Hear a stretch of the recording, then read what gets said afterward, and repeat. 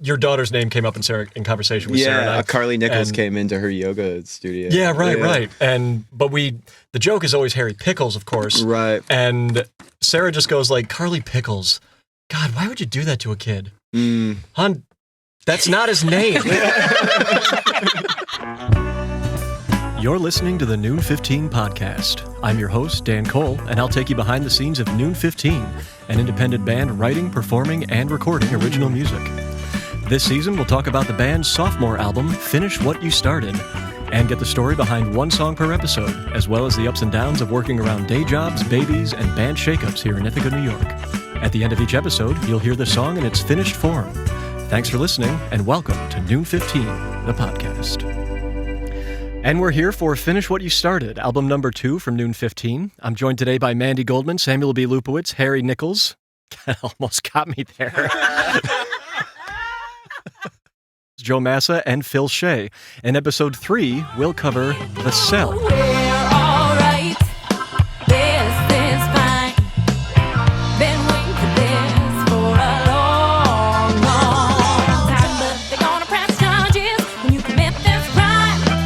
Hear them turn the key. Now you're in the cell with me. Songwriting credit once again to Sam Lupowitz here. And is this kind of a we're both guilty sort of thing? There's a Robert Palmer song called Sneakin' Sally Through the Alley that a bunch of people have covered that's about like trying to get your bit on the side out and your wife catches you. And I was like, it's a great song, but I always thought it felt like super sleazy. I was like, let me write it from Sally's perspective. And a woman who is part of the affair but doesn't care what happens. The guy's cheating on his significant other. Okay. And that's his problem. Sweets and savory.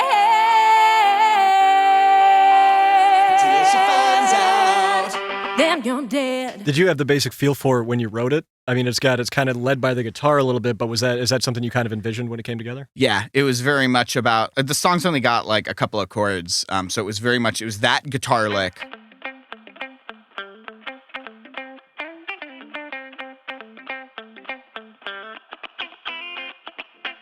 And the groove.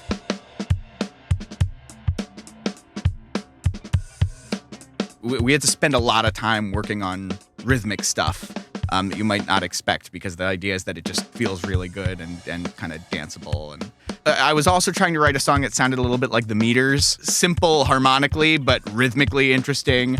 Like funk-influenced music, but it all kind of hangs around that guitar lick, and then all the drum syncopation stuff and everything else sort of supports that. And the timing of all the vocals, obviously, too. Yeah. We're all right. Business is fine. Been waiting for this for a long, long time. Was this another heavy layered background vocals? Then I open the box. Not too much. No This one, singles, I don't right? think. No doubling, no nothing. Just Really? This Just you got track's everybody about straight. like, it's pretty close to as live as we go. I mean, there's a clean and a distorted guitar happening at the same time at one point that you layered.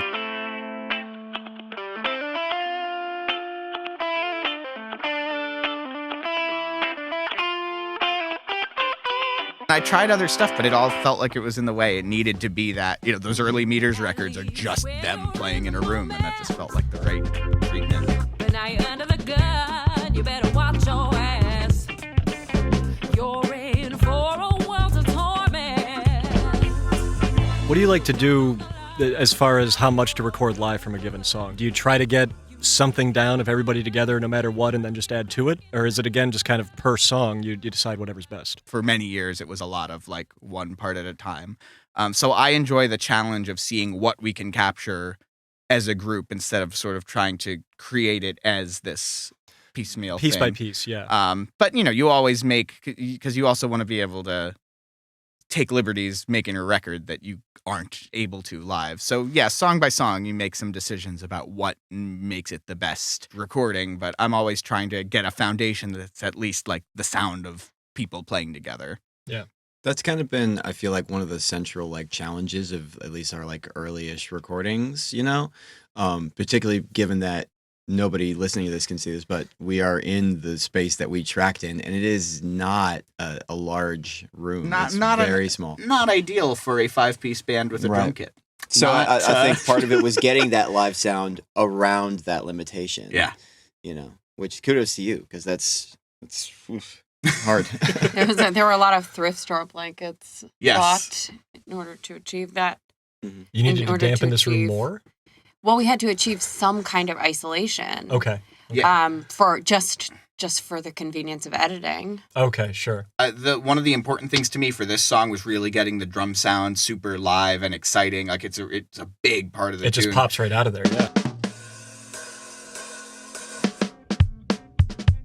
Part of what that exciting drum sound is if you mute everything else and just listen to the organ, a lot of the drum sound's coming from just going through Right the next to it, Leslie yeah. speaker. Like it's it was tight quarters, and even with some blankets and stuff, like that snare drum is just part of that organ sound. So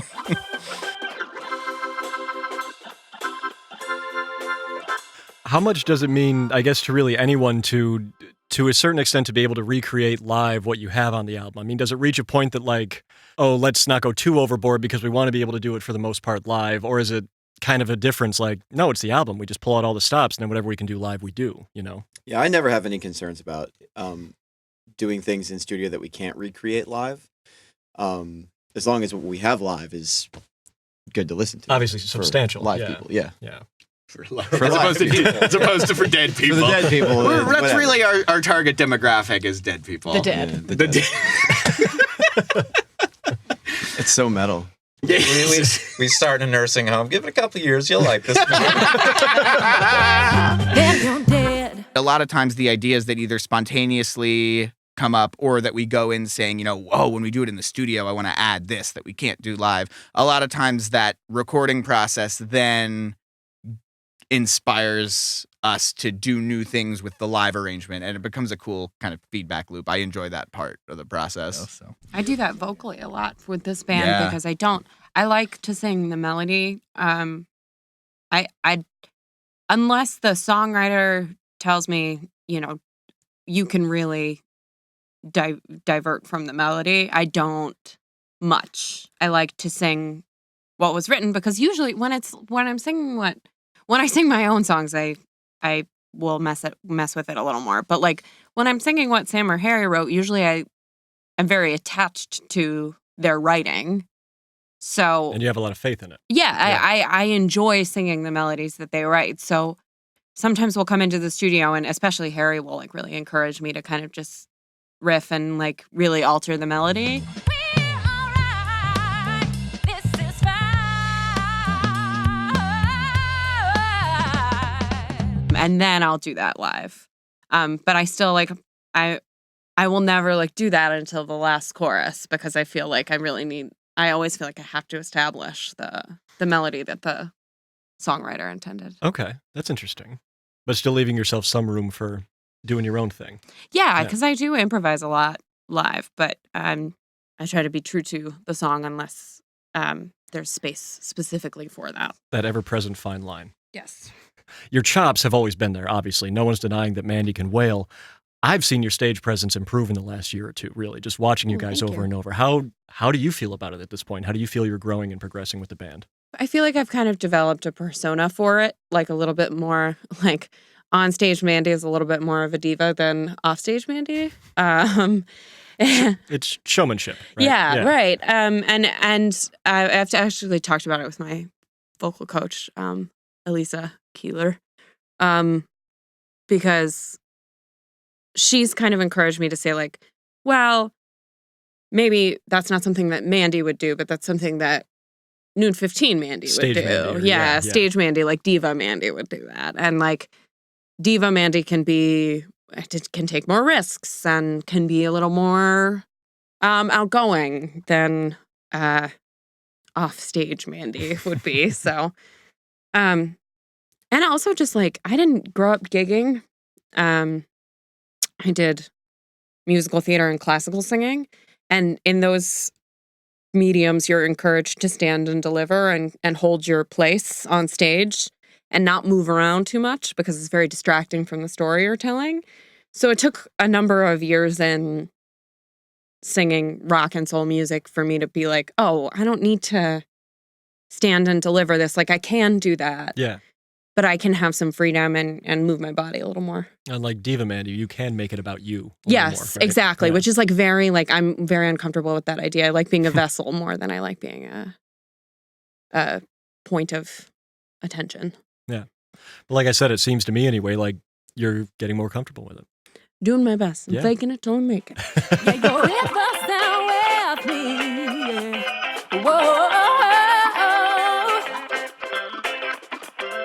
Yeah, you're in the sound with me. So all three of the songs that we've covered in the first half of Finish What You Started here, all three of them were heard at the Volume 1 release show. How massive is your backlog right now? Oh my God! The Wait, squirrel Yeah, one. you could just look. let's look. Yeah, Um, right. I'm gonna put a finite number on this right now. Hang on. Oh my God. We have got 1, 2, 3, 4, 5. We'll just get the final number in the final, right? Yeah, yeah. No, there's going to be one episode that's just Harry counting with no context. This is one project you write music for. Yeah. I envy your the amount of great writing you do. Well, thank you. I don't know if it's all great. Like when you produce a lot, there's a certain amount of. I'm lucky because I have a big pot of material and I can just kind of pick what I feel is the best of it, and I can leave what's not the best of it, and I don't have to do every song that I figure out. Which is great. And lately I'm figuring. He's like telling that to himself right now. Can you hear that? I don't have to do every song. I certainly am. And lately, as it's been harder to actually finish things and finish them as completely as I used to, there's definitely a lot of that choice picking and things. I don't know. I guess a lot of deciding what I want my contributions to Noon 15 to sound like, just in terms of style and genre, and working only from that starting point. You could like write metal tracks and like have that fucking feed into Noon 15 somehow. And like, I like incorporating some of those unexpected elements, but like not every idea needs to be pursued. You know what I mean? And maybe shouldn't be pursued. And so that's a lot of where I'm coming from in terms of managing my output for this band. Focusing on the right things. Focusing on the right things, focusing on cultivating a sound. Nice. Nice. I feel like I'm sometimes actively sabotaging that by like, we don't have anything like this. But but that's what I like about our partnership is that like we need that, right? Yeah, right. There needs to be that tension Good. there to Good. yeah. And it's nice to like bounce things off of Yeah. each other, and like I'll write songs where I'm like, this is not a Noon 15 song, and send it to them, and they'll say, no, we can make it a Noon 15 song. So I guess I bring it back around now to Phil. Given what we were just talking about, the way that Harry and Sam bounce different styles back and forth, right? You being the more new member to the band, but also being responsible for the backbone of it, keeping everything together. How are you doing kind of fitting into this, knowing that you really have to be ready for anything at any given point? So when I started playing music, it was like with a couple like old hippies that were just playing some really weird stuff. I think it was like the first introduction to live music that I had, and then I played in some cover bands doing all sorts of garbage, and then I started playing some reggae, and then I started playing rock, and now I'm playing with these guys and played some indie rock. And So you've kind of been all over the place anyway. yeah, and that's really where I like to stay, because playing one genre gets really, really boring. So it's fun to bounce around a bit. So I feel like I take to it well. Are you, I'd say so. Yeah. you much of a songwriter yourself? We haven't talked about that yet. It's interesting because I've got so much. No, I don't. I have, hold on, 1, 2, I'd like to think that there's probably something in there that wants to get out, but you got your Octopus's Garden or something I someday. just need to spend more time with Harry, apparently, so I can like give him a nugget of an idea and he can do something with it, and then I can take credit for the entire thing. There you go. My favorite thing about when Phil came to the band was like, we were like so excited that he could sing because we'd heard him sing so much in Kite String, and he came to rehearsal and we were like, okay, you can sing, so we're gonna have you sing. And he's like, Yeah, I sang like parallel thirds and kite string, and we're like, yeah, cool. Can you sing this? Can you sing the fourth part of this 4-part a cappella section? Or like, It's different how from all long the can other you parts. sustain? Yeah, like, right. And like, we're like, we'll be like sitting in a rehearsal, like if we have like an acoustic rehearsal, we'll be like, oh, Phil can sing that. Phil can sing that. We'll come to him and we'll be like, can you sing like this high D? Like, just pop that falsetto out. But he does. He meets the challenges. We've heard about this being the first half of Finish What You Started. So what is next year? What's in the cards going forward? There's going to be another batch of songs coming out down the road that fit together with these and create some sort of cohesive whole. Another collection like Volume 1, but that it'll emerge gradually. And hopefully after these songs have been out for a little while, getting to hear them in the final context will give you some new, a new perspective on the music. That's the next steps for Finish What You Started. What do we see ahead for Noon 15? I kind of feel like what's interesting about Noon 15 is like we all kind of have different, like we want to do it all together, but like I have different ideas from what Sam wants to do and what Mandy wants to do, and it's kind of just about who wants to spearhead it and like make it happen, Yeah. We're open to anything, but we want to keep doing things that are different and not just get stuck in a rut of like showing up to a gig, playing our songs. People think they know what we're about. We always want to have some surprise up our sleeve. Like I feel you like. thought you knew kind of thing. One of the things I love about this band is that like I actually feel like that like you crazy could do it. ridiculous ideas like that Yeah. are a possibility, and we could actually do it if we really wanted to. We enjoy You know? each other's crazy ideas. Yeah. And as we move on to the final song from, let's call it part 1 of the Finish What You Started podcast, The Cell is Mandy Goldman, of course, on lead vocals, Samuel B. Lupowitz on organ, Wurlitzer, background vocals, Joe Massa on electric guitars, Harry Nichols on the bass and background vocals, and Phil Shea on the drums. Off the album Finish What You Started, it's The Cell from Noon 15.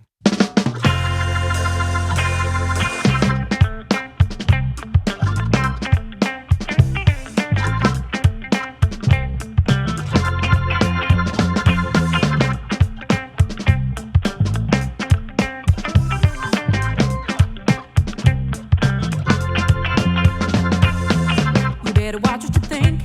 You better watch your step. 'Cause I know what you're planning.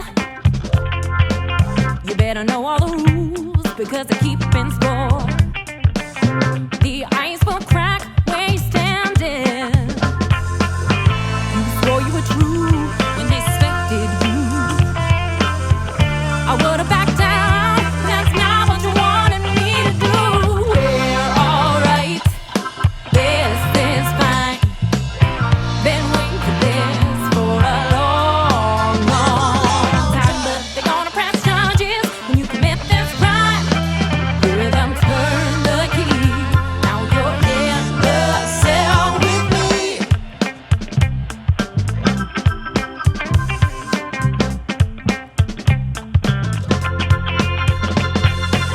So now you open the box. Oh, it feels so sweet.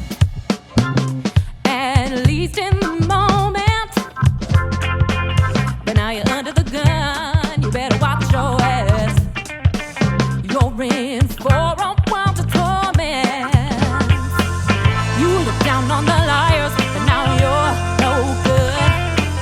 You were kicking some tires. Now you're working under the hood. We're alright. This is fine. Been waiting for this for a long, long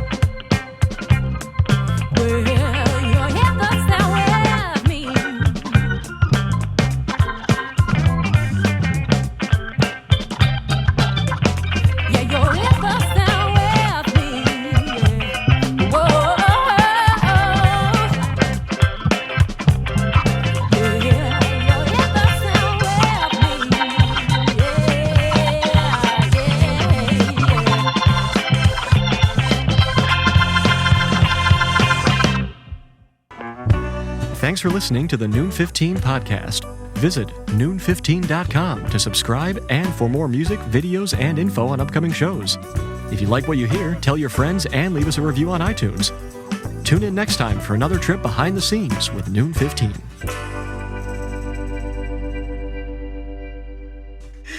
So I count 14 that we've never touched in the drive. That doesn't count your next suite. It doesn't either. count. Yeah, the full the the second- full length album that I've written that is all The second concept record. and it doesn't count the songs that we have started working through but haven't recorded. But yet. haven't finished what you started Yes. working. Oh, I see what you did there. Yeah. Oh, that's here the title for. of the record, you guys. Almost Is as it? if I didn't. Wow. there's some kind of concept.